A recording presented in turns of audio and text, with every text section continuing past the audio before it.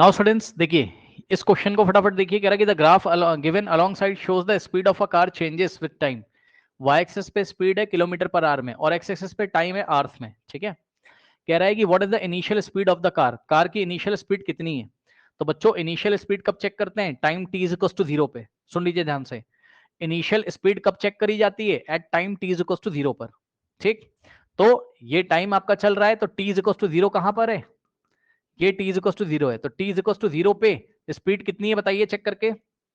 T is equals to zero पे speed कितनी दिखाई पड़ रही है आपको, 10 kilometre per hour. Any doubt, आया ग्राफ पढ़ना कि नहीं बताइए। T is equals to zero पे 10 किलोमीटर पर आवर है स्पीड, दिख रहा है, ठीक है ना। तो what is the initial speed of the car, तो answer is 10 kilometre per hour. ठीक, ये आपको दिख रहा होगा। इनिशियल स्पीड को हम कैसे दिखाते हैं, लेटर यू से, यू लेटर से दिखाते हैं।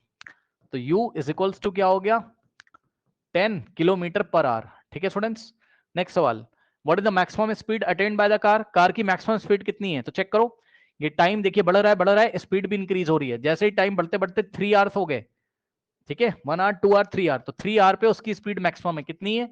यहां से सामने परपेंडिकुलर ड्रॉ करो तो स्पीड आपको मिल जाएगी 35। 35 से ऊंचा ये ग्राफ कहीं पर नहीं है। ठीक, तो at time T is equal to 3 hours इसकी मैक्सिमम स्पीड कितनी है, 35 किलोमीटर पर आवर।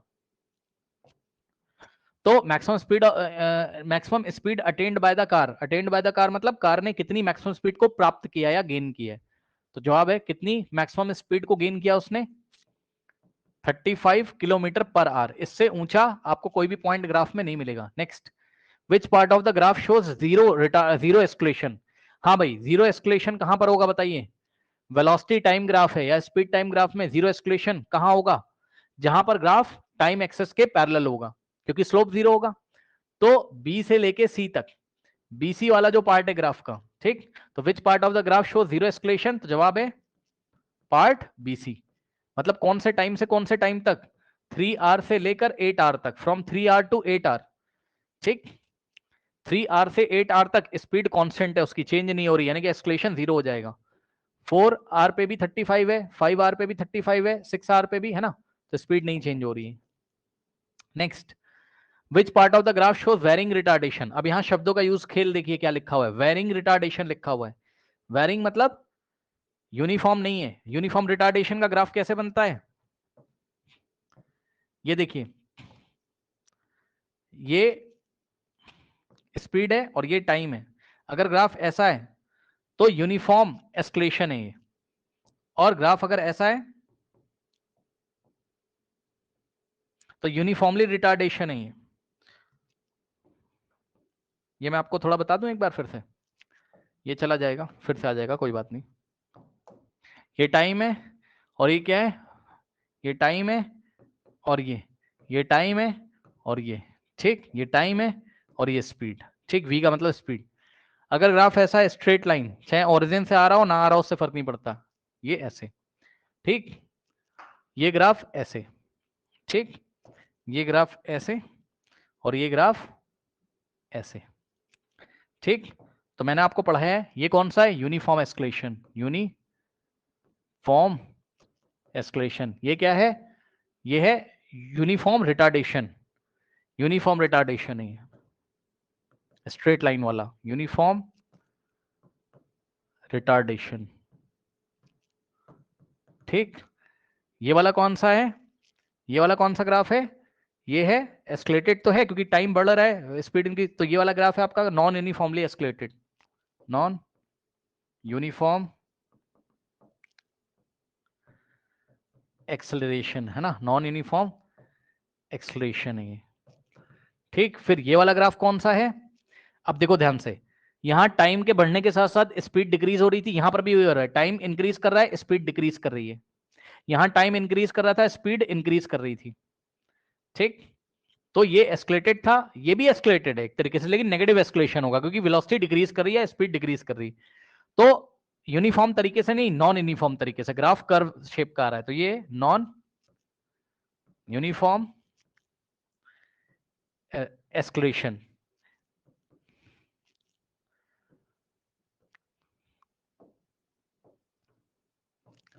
स्पेलिंग वगैरह देख लेना आप लोग। अच्छा, नॉन यूनिफॉर्म के लिए शब्द यूज करेंगे वेरिंग, तो आप इसको बोल सकते हो वेरिंग एस्केलेशन। ठीक, आप इसको क्या बोल सकते हो, वेरिंग एस्टोरेशन, और इसको क्या बोल सकते हो, वेरिंग रिटार्डेशन, वेरिंग रिटार्डेशन। ठीक, इसको अच्छी तरीके से देख लीजिए, फिर हम अपने सवाल पे आ जाएंगे। इसको देख लो अच्छे से एक बार। ठीक, देख लिया, चलो अब यहां पर आ जाओ। अब इसने हमसे पूछा था यही सवाल, क्या, which part of the graph showing varying retardation, varying retardation कौन सा पार्ट दिखा रहा है, तो जवाब है वेरिंग रिटार्डेशन मेरा कौन सा पार्ट दिखा रहा है, सी से डी तक दिख रहा है, क्योंकि सी से डी तक टाइम इंक्रीज हो रहा है, वेलोसिटी लगातार डिक्रीज हो रही है, लेकिन स्ट्रेट लाइन नहीं आ रहा है, कर्व आ रहा है ना, घूम गया ये इस तरीके से, तो वेरिंग रिटार्डेशन है। तो which part of the graph shows varying retardation, तो जवाब है फ्रॉम सी टू डी। ठीक, find the distance travelled in first 8 hour. हाँ भाई, distance travelled in first 8 hour, starting के 8 आवर्स में डिस्टेंस निकालनी है, मतलब 0 से लेके 8 आवर के बीच में ये डिस्टेंस निकालनी है। डिस्टेंस कैसे निकलते हैं, एरिया अंडर द कर्व, तो ये वाला एरिया अंडर द कर्व लोगे, कौन सा, 0 से 8 के बीच में, तो 8 से y एक्सिस के पैरेलल एक लाइन ड्रॉ करी, जो कि पहले ही कर दी इन्होंने, तो ये पूरा एरिया आपको निकालना है, ये वाला। ठीक, ये पूरा एरिया आप यहां पर कैलकुलेट करोगे। ठीक है स्टूडेंट्स, तो 0 से 8 के बीच में, 0 से 8 आवर्स के बीच में कितना डिस्टेंस ट्रेवल हुआ है, ये आ जाएगा। कोई डाउट है बताइए, बिल्कुल आ जाएगा। ठीक, निकाल लीजिए। तो एरिया इसका निकाल लो बच्चों, कैसे निकालोगे, क्या दिख रहा है, कुछ दिख रहा है, यस, ये वाले पॉइंट का नाम मैं ओ रख रहा हूं, ये ए है, ये बी है, और इसका नाम मैं रख रहा हूं एम। ठीक, और इसका नाम रख रहा हूं मैं एन। ठीक, तो पहले मैं निकालूंगा ओ ए बी एम का एरिया, और प्लस भाई ओ ए बी एम क्या है बेटा, ट्रेपीजियम है। ठीक, तो पहले मैं इतना एरिया निकाल लूं, ये ब्लू वाला, ये वाला, और उसमें मैं ये वाला ऐड कर दूंगा। ठीक, अभी दिखाता हूं मैं आपको मैं क्या कर रहा हूं। डिस्टेंस निकालने के लिए मैंने क्या किया, एरिया, डिस्टेंस कैसे आएगा, area under the speed time graph, तो डिस्टेंस आएगा आपका, पहले हम किसका एरिया निकालेंगे बेटा, trapezium O A B M का। ठीक, और ट्रेपीजियम का एरिया मैंने आपको निकालना सिखाया है, क्या होता है बताओ, 1/2 into sum of parallel sides, parallel sides का सम। अब चेक करो बेटा, इसमें पैरेलल साइड कौन कौन सी है, ओ ए बी एम के पैरेलल है, तो O A plus B M, 1/2 into O A और plus B M, correct, 1/2 into O A plus B M. तो ओ ए और बी एम ये पैरेलल साइड्स हैं, और पैरेलल साइड्स के बीच का परपेंडिकुलर डिस्टेंस से मल्टीप्लाई करते थे, याद है, 1/2 into sum of parallel sides into perpendicular distance between the parallel sides. तो पैरेलल साइड ओ ए और बी एम के बीच का परपेंडिकुलर डिस्टेंस कितना है, O M, so into O M. ठीक, अब वैल्यू, हाँ बस इतना ये हो गया, और प्लस प्लस करोगे आगे कौन सा एरिया, कलर में चेंज कर दे रहा हूं, बी सी एन एम, इसका एरिया, तभी तो आपका टोटल एरिया मिलेगा 0 से लेके 8 आवर्स के बीच वाला।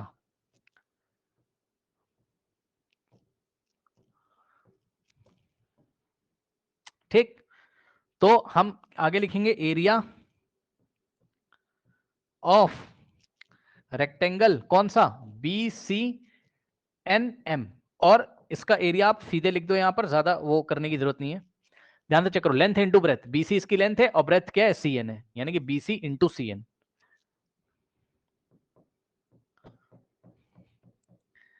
अब वैल्यू लगाइए और आंसर लेके आइए। वैल्यू कैसे लगाओगे, यहां पर देखो 1/2 इंटू ओ ए कितना है, ओ से ए तक साफ साफ दिख रहा है 10 है, तो ओ ए 10 हो गया, और प्लस बी एम कितना है, बी से एम तक, बी के करस्पॉन्डिंग पॉइंट क्या है 35, एम के करस्पॉन्डिंग है 0, 35 माइनस 0 35, तो बी एम की लेंथ हो गई, ये बी एम की लेंथ हो गई 35 इंटू में ओ एम, सो ओ से एम तक कितना है 3, तो ओ एम हो गया 3, और plus B C into C N, B C कितना है, बी से सी तक, बी के करस्पॉन्डिंग 3 और सी के करस्पॉन्डिंग 8, 8 माइनस 3 5 होता है, तो बीसी की लेंथ कितनी हो गई 5, तो बीसी हो गया 5, और सी एन कितना हो जाएगा 35। ठीक, तो बीसी की जगह 5 इंटू में सी एन की जगह कितना रखेंगे 35, सॉल्व करेंगे। अब देखो कैसे सॉल्व करोगे इसको, 35 प्लस 10 कितना होता है 35 प्लस 10 45, तो आ जाएगा 1/2, डेसिमल्स में आएगा आंसर 1/2 इंटू, ध्यान दो 35 प्लस 10 45 इंटू में 3 और प्लस 5 इंटू 35, मल्टीप्लाई कर लीजिए 5 इंटू 35, 35 इंटू 5, 5 5 ज़ा 25, 2 5 3 ज़ा 15 प्लस 2 17, 175। ठीक, 175 सॉल्व करेंगे, आता है करना, देखो कैसे करेंगे, बहुत आराम से देखो 45 इंटू 3 कर लो, जितना आ रहा है, कितना आ रहा है 45 इंटू 3 कर लो भैया जल्दी से, 45 इंटू 3 इंटू 1 करो, नीचे 2 बचेगा, 3 5 15, 1 जाएगा, 3 4 12 प्लस 1 13, 135 बाय 2 और प्लस 175। ठीक है स्टूडेंट्स, अब 135 डिवाइडेड बाय 2 आता है करना, 135 डिवाइडेड बाय 2 करिए, 3 माइनस 2 1 और 5 कॉपी करेंगे, 2 7 ज़ा 14, 1 आएगा, डेसिमल की हेल्प से 0 लगाएंगे और 2 5 ज़ा कितना आएगा 10, रिमाइंडर हो गया 0। ठीक, कितना आ गया 67.5, तो 135/2 की वैल्यू होगी कितनी 67.5 और प्लस में बचा क्या 175, जगह ही नहीं बच रही मेरे पास, तो 135/2 कितना आ रहा है 67.5 और प्लस 175।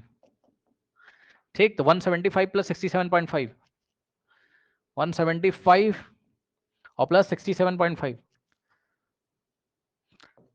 175 और प्लस 67.5, 67.5 ऐड करो भाई, इसमें बहुत ज्यादा कैलकुलेशन है इसमें, तो 175 को क्या लिखोगे 175.0 और इसमें हम ऐड करेंगे क्या 67.5, 67.5 ऐड करिए, 5 प्लस 0 5, डेसिमल के नीचे डेसिमल, 7 प्लस 5 12, 1 जाएगा 6, 1 जाएगा, 7 प्लस 1 8 प्लस 6 14, 1 जाएगा 2, 242.5, फाइनल आंसर इज 242.5 क्या किलोमीटर्स। ठीक है स्टूडेंट्स, क्योंकि वाई एक्सिस पे स्पीड किलोमीटर पर आवर में दी हुई थी, तो आपका और टाइम आर में दिया हुआ था। ठीक है, तो डिस्टेंस आपका किलोमीटर में आएगा। ओके, एक बार आंसर चेक कर लेते हैं बच्चों, बिल्कुल सही आंसर है। ठीक है स्टूडेंट्स, अब आप इसको एक बार अच्छी तरीके से देख लीजिए, मैं हट जाता हूं। नेक्स्ट क्वेश्चन देखिए, अब ये कुछ ग्राफ देखिए, यहाँ कुछ ग्राफ दिए आपको दिख रहा होगा, और क्वेश्चन देखिए क्या लिखे हुए हैं। क्वेश्चन आपको दिख रहा होगा मेरे ख्याल से, ठीक है ना। कह रहा है 3 speed time graphs are given below. Okay, ये देखिए, ये स्पीड टाइम ग्राफ एक ऐसा दिया, एक ऐसा दिया, एक ऐसा दिया है, 3 ग्राफ आपको स्पीड टाइम ग्राफ दिए हुए हैं। कह रहा है which graph represent the case of, कौन सा ग्राफ ऐसा जो किस केस को दिखा, कौन सा केस का दिखाता हो, cricket ball thrown vertically upward and returning to the hands of the thrower, मतलब ये वाला, ये वाला, ये वाला, इसमें से कौन सा ग्राफ ऐसा है, ठीक, जो कि ये दिखा रहा हो कि एक क्रिकेटर ने, कोई क्रिकेटर है और उसने वर्टिकली, वर्टिकली का मतलब समझते हो, परपेंडिकुलर टू द सरफेस, ये ऐसे सरफेस से 90 डिग्री बनाता हुआ, वर्टिकली का मतलब होता है ये सरफेस है कोई,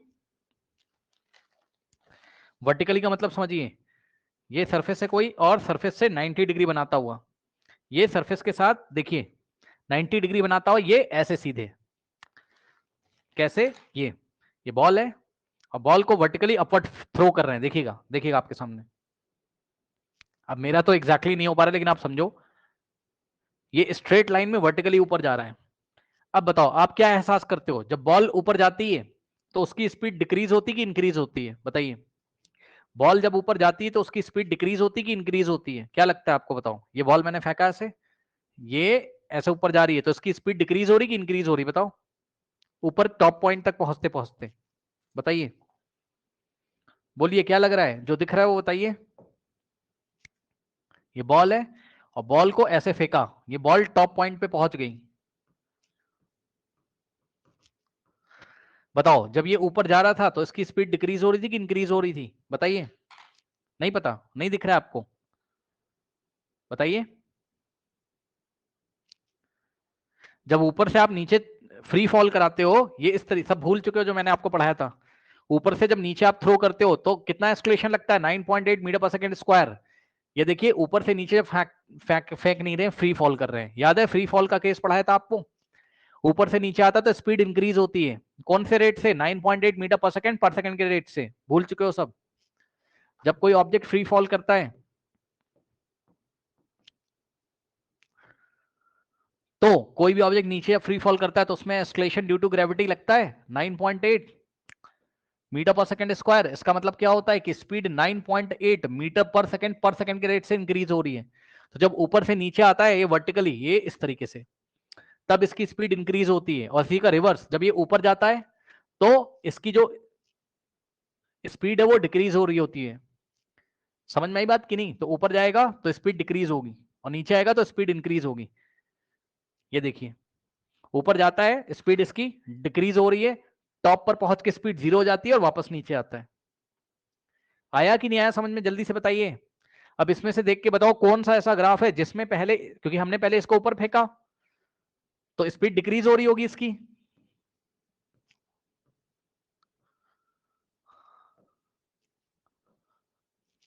और ऊपर जब टॉप पे पहुंचेगा तो टॉप पर उसकी जो वेलोसिटी वो 0 हो जाएगी पल भर के लिए, वापस लौट के जब नीचे आ रहा होगा वो, ठीक, तो उसकी स्पीड इंक्रीज हो रही होगी। ऊपर जब जा रहा होगा तो कौन से रेट से उसकी स्पीड डिक्रीज हो रही होगी, मतलब उस पर escalation -9.8 metre per second square का काम कर रहा होगा। माइनस साइन क्यों, क्योंकि 9.8 मीटर पर सेकंड के रेट से स्पीड डिक्रीज कर रही होगी, और डिक्रीज करते करते टॉप पर पहुंचकर उसकी वेलोसिटी 0, और फिर जब नीचे अब वो फ्री फॉल करेगा एक तरीके से, क्योंकि अर्थ का जो ग्रेविटेशनल फोर्स है उसको अट्रैक्ट करेगा। तो 9.8 मीटर पर सेकंड के रेट से स्पीड इंक्रीज करेगी। ठीक, अब इस ग्राफ में देख के बताओ, ग्राफ पढ़ने आते हैं आपको, कौन सा ऐसा ग्राफ है जिसमें पहले स्पीड डिक्रीज कर रही है और फिर से इंक्रीज कर रही है, और डिक्रीज करते करते स्पीड 0 भी हो जानी चाहिए। बताइए क्या पहले ग्राफ में ऐसा हो रहा है? ये देखिए ये टाइम बढ़ रहा है, स्पीड डिक्रीज हो रही, डिक्रीज हो रही, डिक्रीज हो रही, क्या स्पीड डिक्रीज होते होते 0 तक पहुंच गई? ये 0 वाली लाइन है ना, क्या 0 पहुंच गई बताइए? Yes sir. हाँ नहीं पहुंची, तो ये ग्राफ तो हो नहीं सकता। समझ रहे हो? दूसरे में आ जाते हैं। दूसरे में तो भैया कहानी अलग चल रही है। ये देखो टाइम बढ़ रहा है और स्पीड भी बढ़ती चली जा रही है इसकी। चेक कर लो ना, टाइम बढ़ रहा है, स्पीड भी बढ़ी, तभी तो ग्राफ ऐसे चढ़ रहा है ऊपर की तरफ। ठीक, तो हम जब ऊपर बॉल फेंकते हैं तो स्पीड इंक्रीज थोड़ी ना करती है, टाइम के बढ़ने के साथ साथ स्पीड तो डिक्रीज करती है, तो ये भी हो नहीं सकता। बचा बेचारा ये। अब बिल्कुल सही ग्राफ है, टाइम इंक्रीज हो रहा है, स्पीड देखो डिक्रीज होते होते कितनी हो गई? 0। यहां से परपेंडिकुलर डालोगे ना, आ रहा है भाई समझ में कि नहीं? ध्यान से करो, यहाँ पे ये टाइम इंक्रीज हो रहा है तो स्पीड डिक्रीज होते होते होते होते यहां पर पहुंच के स्पीड कितनी हो गई वाले टाइम पे? 0। क्यों? इस पॉइंट से परपेंडिकुलर ड्रॉ करोगे तो 0 पे तो आएगा, वाई एक्सेस पे। इस पॉइंट से वाई एक्सेस पे परपेंडिकुलर ड्रॉ करोगे 0, यानी कि स्पीड डिक्रीज होते होते 0 हो गई, यानी कि बॉल कहां पहुंच चुकी है? टॉप वाले पॉइंट पे। अब वो बॉल नीचे आएगी, तो जब बॉल नीचे आ रही होगी तो उसकी स्पीड क्या हो रही होगी? इंक्रीज हो रही होगी, यानी कि अब समय आगे निकलता चला जाएगा और स्पीड बढ़ती चली जाएगी। तो ये वाला जो ग्राफ है आपका सी वाला, ठीक है, तो पार्ट 1 का आंसर है the cricket ball thrown vertically upward and returning to the hands of the thrower. ये कौन से ग्राफ को मैच कर रहा है? सी को। बताइए कोई डाउट है इसमें? बताइए स्टूडेंट्स जल्दी से, आपको ग्राफ पढ़ने आने चाहिए, मेरे ख्याल से कोई डाउट नहीं होना चाहिए। ठीक है स्टूडेंट्स, ओके नाउ अब नेक्स्ट देखिए जरा, पार्ट सेकंड है ना, कह रहा है ट्रॉली डिसेलरेटिंग, मतलब नेगेटिव एक्सेलरेशन है, यानी कि स्पीड डिक्रीज हो रही है उसकी। तो ट्रॉली डिसेलरेट कर रही है कांस्टेंट स्पीड के साथ। ठीक है, trolley, I am very sorry, सुनो, a trolley decelerating to a constant speed, इस बात का क्या मतलब है? ट्रॉली डिसेलरेट कर रही है टू अ कांस्टेंट स्पीड, मतलब कोई ट्रॉली है वो पहले डिसेलरेट कर रही थी, यानी कि उसकी स्पीड पहले कम हो रही थी, कम हो रही थी, डिसेलरेटिंग टू अ कांस्टेंट स्पीड का मतलब है कि स्पीड डिक्रीज करते करते कांस्टेंट हो गई। ठीक है, trolley decelerating to a constant speed का मतलब है कि स्पीड डिक्रीज करते करते कांस्टेंट स्पीड हो गई उसकी। एंड उसके बाद क्या हुआ? एस्केलेटिंग यूनिफॉर्मली, फिर यूनिफॉर्मली एस्केलेट करने लगी। मतलब क्या हुआ? पहले पहले डिसेलेशन हुआ, यानी कि स्पीड डिक्रीज कहां हो रही है, वो जाके वाला ग्राफ देखो, पहले स्पीड डिक्रीज होनी चाहिए, फिर डिक्रीज होते होते स्पीड कांस्टेंट हो जानी चाहिए, और फाइनली एस्केलेट हो जाना चाहिए यूनिफॉर्मली, यानी कि उसकी स्पीड फिर बढ़ जानी चाहिए। तो डीसलेटिंग कौन सा ग्राफ है? क्या ये डीसलेटिंग है? बताइए भाई, ये तो हो चुका, ये तो सिलेक्ट कर लिया, ये तो आंसर हो नहीं सकता। क्या ये बताइए डीसलेटिंग है? ये भी चेक कर लेंगे, एक बार रुक जाओ, क्या ये डीसलेटिंग है? बताओ। ये तो एक्सलेटिंग ग्राफ है। स्टार्टिंग में ये देखो टाइम बढ़ रहा है, स्पीड इंक्रीज हो रही है, ये तो यूनिफॉर्मली एस्केलेशन का, ये तो हो नहीं सकता क्योंकि स्टार्टिंग में डीसलेशन होना जरूरी है। अब यहाँ पे देखो, यहाँ पे स्टार्टिंग में डीसलेशन तो हो रहा है लेकिन स्पीड कांस्टेंट नहीं हुई, स्पीड जीरो हो गई पल भर के लिए। ये वाले ग्राफ में देखो, ये टाइम इस तरीके से बढ़ रहा है, डीसलेट हो रहा है, यहां से यहां तक नाम रख देते हैं ए बी सी डी। ए से बी तक डीसलेट हो रहा है और बी से सी तक स्पीड कांस्टेंट है, चेक कर लो, सही है। ए से बी तक डीसलेट हो रहा है और बी से सी तक कांस्टेंट है, और सी से डी तक फिर से एस्केलेट हो रहा है। इसको फॉलो कर रहा है ये डीसलेटिंग, कहां से कहां तक? ए से बी, कांस्टेंट स्पीड बी से सी, और सी से डी क्या हो रहा है? Escalating uniformly. यूनिफॉर्मली मतलब स्ट्रेट लाइन आ रही है ऐसे करके, ठीक। तो ये वाला जो ग्राफ है पार्ट ए, वो किसको मैच कर रहा है? सेकंड वाले को। कोई डाउट है बताइए? ये सवाल देखिए बच्चों, बच्चों का खेल है ये सवाल, कुछ नहीं इस सवाल में, थोड़ा बड़ा कर लेते हैं, यहीं पे सॉल्यूशन कर देंगे इसका। Can study the speed time graph of a given along side and answer the following question. ठीक है, ये देखिए ये स्पीड टाइम ग्राफ दिया हुआ है और आंसर करना है इसको देख के। What type of motion represented by O A? हाँ भाई, ओ से ए तक का मोशन कैसा मोशन है? यूनिफॉर्म तो है लेकिन यूनिफॉर्मली एस्केलेटेड मोशन है, ध्यान से चेक कर लो, क्योंकि ये स्पीड वर्सेस टाइम ग्राफ है। तो स्पीड वर्सेस टाइम ग्राफ में ये जो स्लोप है ये किसको बता रहा है? एस्केलेशन को। एस्केलेशन कैसा? यूनिफॉर्म है। ये देखिए टाइम के बढ़ने के साथ साथ स्पीड यूनिफॉर्मली इंक्रीज कर रही है, यानी कि इक्वल इंटरवल ऑफ टाइम में स्पीड इक्वली इंक्रीज कर रही होगी। तो what type of motion is represented by O A? Uniformly accelerated motion. Uniformly अरे भाई कहां पर लिखो मैं, आप समझ जाना, लिख लो खुद से। ओ ए क्या है? यूनिफॉर्मली एस्केलेटेड मोशन, ठीक। ओ ए क्या है आपका? Uniformly accelerated motion. नेक्स्ट देखिए, what type of motion represented by A B? ठीक, ए से बी तक, ए बी बताइए कौन से टाइप का मोशन दिखा रहा है? क्या एस्केलेशन है ए से बी तक? ए से बी तक कोई एस्केलेशन है? बताइए जल्दी से। स्लोप कितना आ रहा है? ए से बी वेलोसिटी टाइम ग्राफ का या स्पीड टाइम ग्राफ का स्लोप क्या देता है? एस्केलेशन देता है। तो ए से बी तक ये ए बी वाला टाइम एक्सेस के पैरेलल है, तो स्लोप जीरो है, एस्केलेशन जीरो है, ठीक।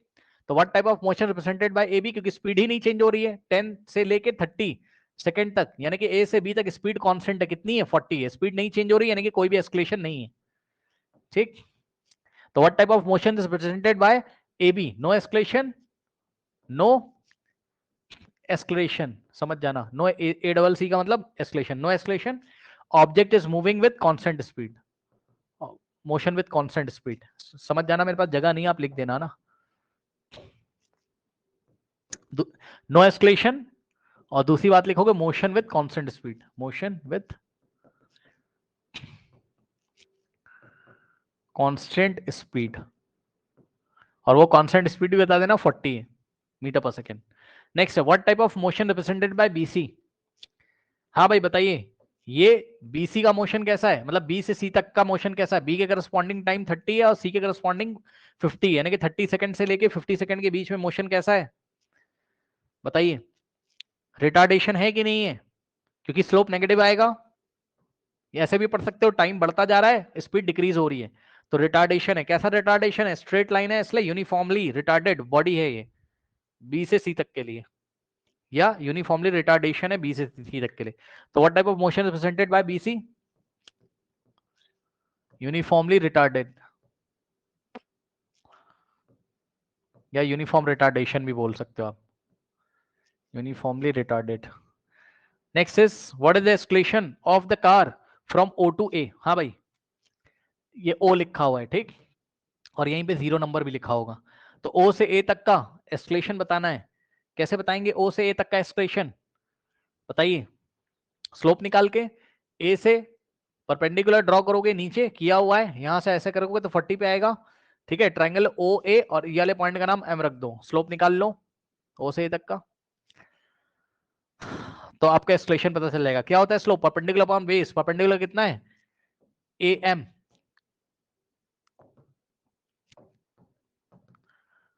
और बेस कितना है? OM।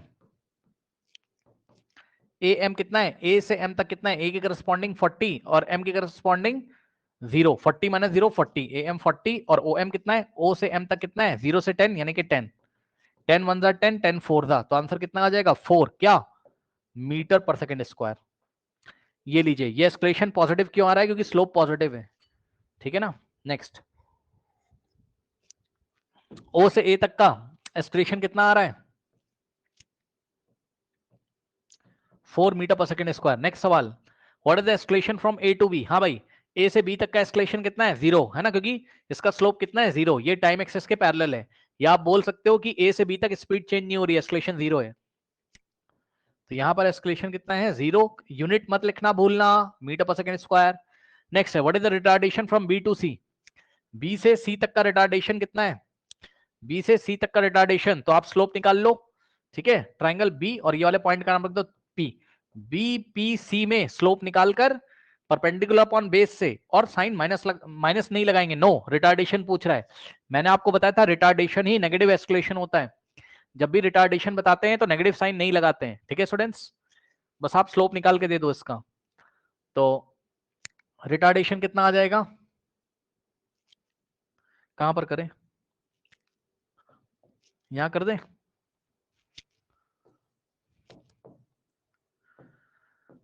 रिटार्डेशन कितना आ जाएगा आपका?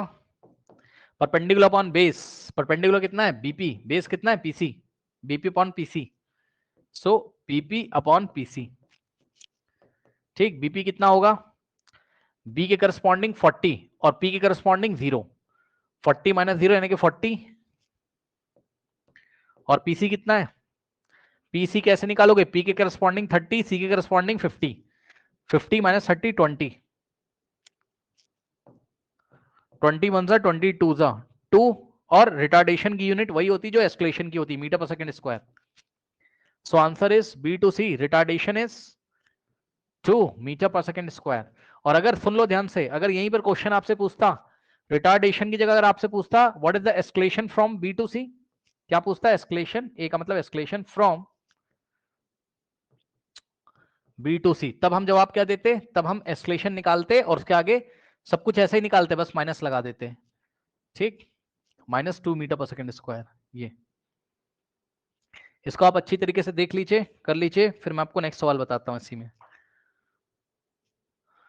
क्वेश्चन देखिए क्या कह रहा है। ये कुछ ग्राफ्स आपको दिए हुए नीचे, है ना, speed versus time, speed versus time, speed versus time, speed versus time graph.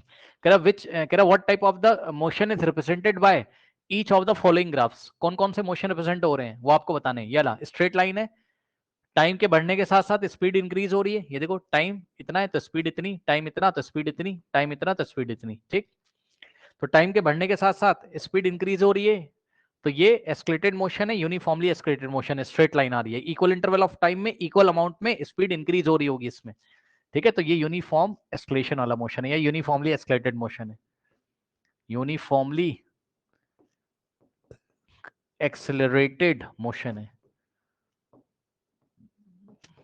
Uniformly accelerated motion का मतलब इक्वल इंटरवल ऑफ टाइम में इक्वल अमाउंट में इंक्रीज हो रही होगी, कौन? Speed, okay.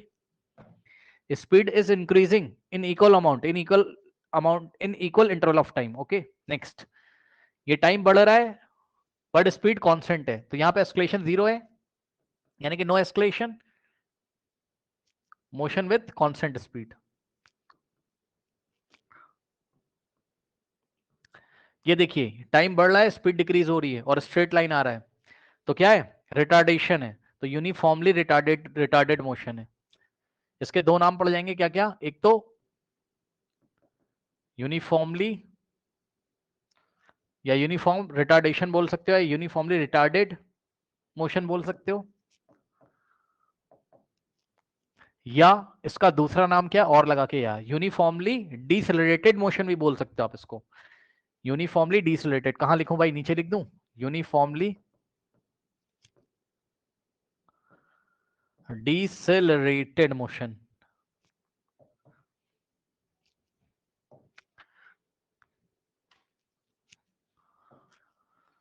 Uniformly डिसेलरेटेड motion. ठीक, ओके। उसके बाद इसको देखिए जरा, ये टाइम ऐसे बढ़ता चला जा रहा है और स्पीड डिक्रीज हो रही है। कैसे पता चला सर? ये वाले टाइम पे स्पीड इतनी है, लेकिन नेक्स्ट टाइम पे स्पीड कम हो गई, इससे कम हो गई, नेक्स्ट टाइम पे स्पीड और कम हो गई, नेक्स्ट टाइम पे स्पीड और कम हो गई। ठीक, तो स्पीड लगातार डिक्रीज कर रही है, यानी कि डिसेलरेटेड तो है या रिटार्डेड तो है, लेकिन कैसा है? नॉन यूनिफॉर्म है। ग्राफ कैसा है? स्ट्रेट लाइन नहीं है। तो ये है आपका क्या? नॉन यूनिफॉर्म, नॉन यूनिफॉर्म या नॉन यूनिफॉर्मली डिसेलरेटेड, या नॉन यूनिफॉर्म डिसेलरेशन भी लिख सकते हो आप। नॉन यूनिफॉर्म डिसेलरेशन,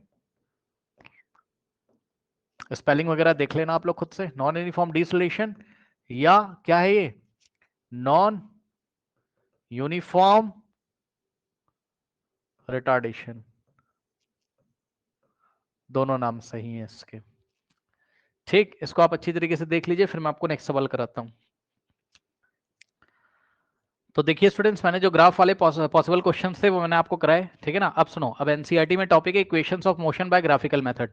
सबसे पहले आपको इक्वेशन ऑफ मोशन, देखो इक्वेशन ऑफ मोशन को ड्राइव करने के दो तरीके होते हैं, एक होता है ग्राफिकल मेथड, दूसरा होता है कैलकुलस की हेल्प से हम लोग करते हैं। वो करोगे आप 11th क्लास में।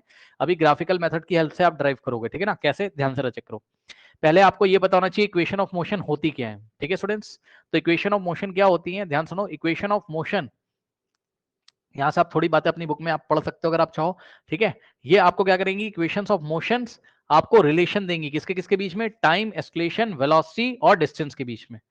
टाइम, एस्केलेशन, वेलोसिटी और डिस्टेंस के बीच में, या डिस्प्लेसमेंट के बीच में, क्योंकि मोशन स्ट्रेट लाइन में डिस्टेंस को आप डिस्प्लेसमेंट बोल सकते हो, ठीक है स्टूडेंट्स। तो ज्यादा आप टेंशन मत लो, बस आप ये देखो जरा, ये सब बातें लिखी है, देखिए क्या कह रहा है। अगर यूनिफॉर्म एस्केलेशन है, ठीक है, याद रखिएगा, जो भी अभी मैं इक्वेशन आपको याद कराने जा रहा हूं, ये हमेशा यूनिफॉर्मली एस्केलेटेड बॉडी के लिए लगेगी। कौन सी बॉडी के लिए? यूनिफॉर्मली एस्केलेटेड बॉडी के लिए, यानी कि एस्केलेशन अगर कांस्टेंट है तभी ये इक्वेशन लगेंगी, याद रखिएगा। और ये इक्वेशन रिलेशन देती है किसके किसके बीच में? ये तीनों किसके किसके बीच में? वेलोसिटी, एस्केलेशन, टाइम और डिस्टेंस। अब एक एक करके यहां पर देखते हैं हम और याद करते हैं, सुनिए ध्यान से। फर्स्ट इक्वेशन ऑफ मोशन क्या, और डिराइव करके मैं आपको दिखाऊंगा, ठीक है ना। सबसे पहले आपको याद करना पड़ेगा, और आप अभी के अभी याद करिए। Equation of motion, first equation of motion कौन सी बच्चों? v is equal to u plus a t, याद करो।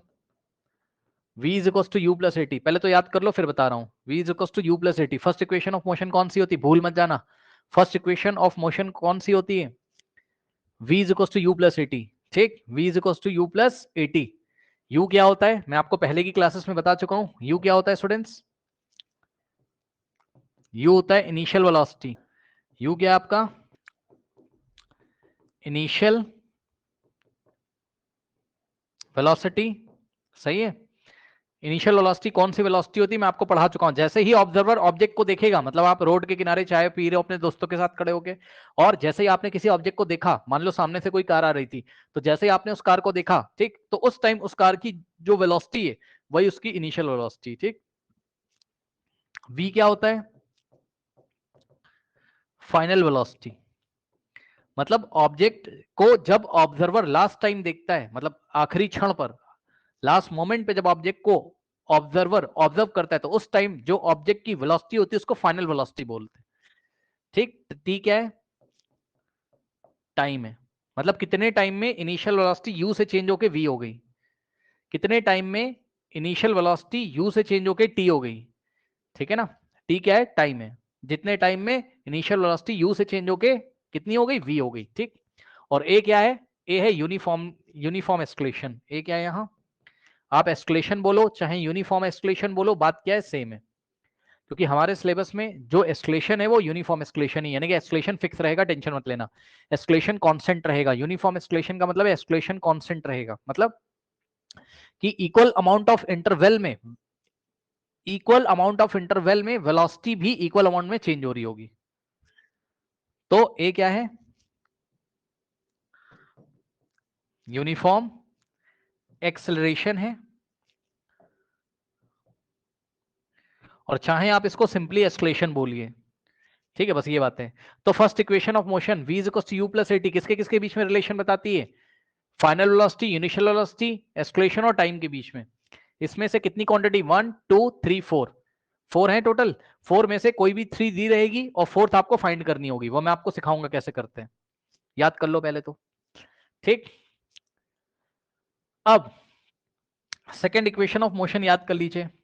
सेकेंड इक्वेशन ऑफ मोशन होता है आपका s इज इक्वल्स टू, हाँ एक बात और, इसका मतलब क्या होता है? इसका मतलब होता है v is equals to u और प्लस at का बच्चे मतलब नहीं समझ पाते हैं, at का मतलब होता है a इंटू टी, a को t से मल्टीप्लाई किया गया है, याद रखिएगा, मतलब मैंने आपको बता दिया है, ठीक। Second equation of motion, second equation of motion जो है आपका, वो है आपका s is equals to you T plus half eighty square. सुन लो ध्यान से, s is equals to you T plus half eighty square, U T plus half, half का मतलब 1/2, ठीक। s is equals to you T plus 1/2 AT square. इसका मतलब समझ लो, s यहां पर देखो, u तो पता है आपको इनिशियल वेलोसिटी, t टाइम है, a एक्सलेशन है, t टाइम आपको पता है, ठीक। s क्या आ गया? s डिस्टेंस या डिस्प्लेसमेंट है, स्ट्रेट लाइन मोशन है तो आप s को कुछ भी बोल सकते हो। s क्या है यहां पर? डिस्टेंस है या डिस्प्लेसमेंट है। यानी कि सेकेंड इक्वेशन ऑफ मोशन में आपके पास किसके किसके बीच में रिलेशन है? एस, यू, टी और ए के बीच में, इनिशियल वेलोसिटी, डिस्टेंस, टाइम और एक्सक्लेशन के बीच में रिलेशन देता है। कितनी होगी क्वांटिटी? 1 2 3 4, 4 क्वांटिटीज हैं, इसमें से कोई भी 3 हमको नोन होंगी, फोर्थ वाला हम फाइंड कर लेंगे, क्वेश्चन में कराऊंगा तो पता चलेगा। नेक्स्ट, अच्छा इसका मीनिंग क्या होता है ये भी देख लो। मीनिंग है इसका s is equals to you t का मतलब u इंटू टी, यूटी का मतलब u इंटू टी, यानी कि u को t से मल्टीप्लाई किया गया है, और प्लस 1/2 को हाफ भी बोलते हैं, ओके, इसलिए मैं पढ़ता हूं उसको s is equals to u t plus half eighty square, u t plus half eighty square, half eighty square यानी कि 1/2 एटी स्क्वायर का मतलब क्या है? 1/2 और इंटू में a और इंटू में टी स्क्वायर का मतलब t इंटू टी होता है, समझ जाना, समझिए ये इसका मतलब होता है।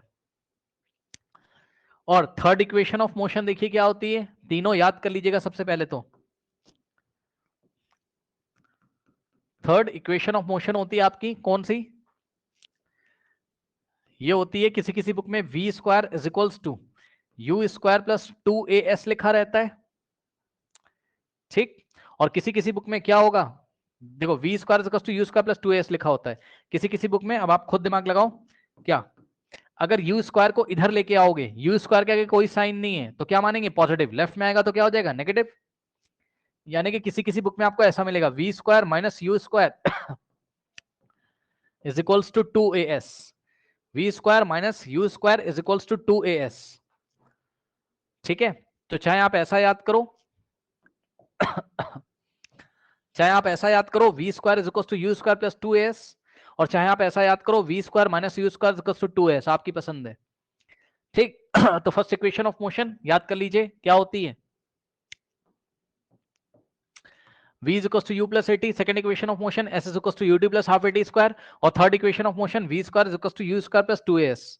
याद कर लीजिए, फिर मैं इसका डेरिवेशन आपको कराता हूं ग्राफिकल मेथड की हेल्प से, और ये आपके एग्जाम में 5 मार्कर क्वेश्चन आता है, ध्यान से सुन लो। ग्राफिकल मेथड की हेल्प से इक्वेशंस ऑफ मोशन को ड्राइव करना 5 नंबर में आएगा आपके एग्जाम में, 5 मार्कर क्वेश्चन आ सकता है, ठीक है। तो इसको मैं आपको ड्राइव कराने जा रहा हूं, ठीक है स्टूडेंट्स। तो आप इसको देख लो पहले, तो ये याद कर लो तीनों, फिर मैं आपको बढ़ूंगा आगे, ओके। देखिए स्टूडेंट्स, टाइम तो आज बच नहीं पा रहा है ना, तो इसका जो डेरिवेशन है कल कराएंगे आपको, लेकिन आप कुछ बातें थोड़ा सा समझ लीजिए, ठीक। क्या बातें समझ लीजिए, मैं आपको बताता हूं। देखो, जो आपकी फर्स्ट इक्वेशन ऑफ मोशन है, ठीक है स्टूडेंट्स, कौन सा?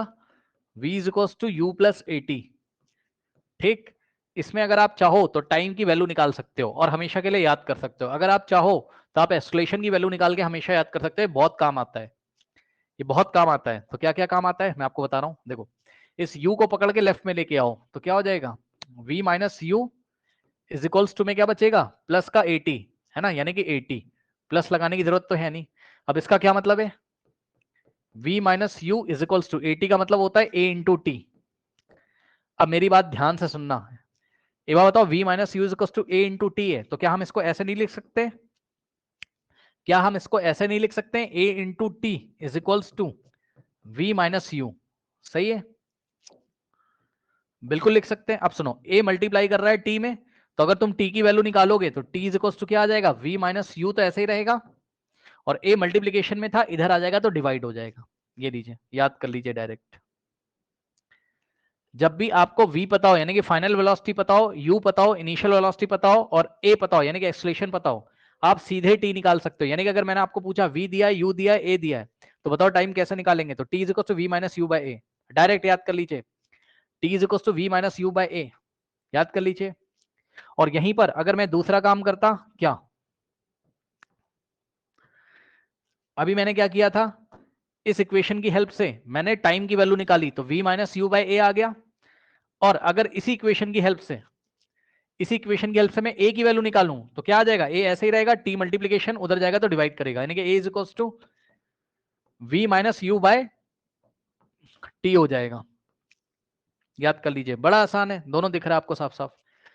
t जब भी पूछूंगा तो v minus u by a, और a जब भी पूछूंगा तो v minus u by t, कुछ नहीं है, a इधर चला जाएगा, t इधर आ जाएगा, तो a is equal to v minus u by t और t is equal to v minus u by a। I think कोई डाउट नहीं होना चाहिए। अब इसका जो डेरिवेशन है, इन तीनों इक्वेशन का डेरिवेशन और इसके सवाल, मतलब इसका पहले तो डेरिवेशन कराएंगे कल की क्लास में, छोटा सा है, ज्यादा टेंशन मतलब 5 नंबर में आता है, ठीक। और इसके बाद हम क्या करेंगे, आपको जो है आप इसको याद करके आइएगा, हम आपको सवाल कराएंगे कल की क्लास में, ठीक है। जाइए डेरिवेशन और क्वेश्चन स्टार्ट करेंगे, जाइए।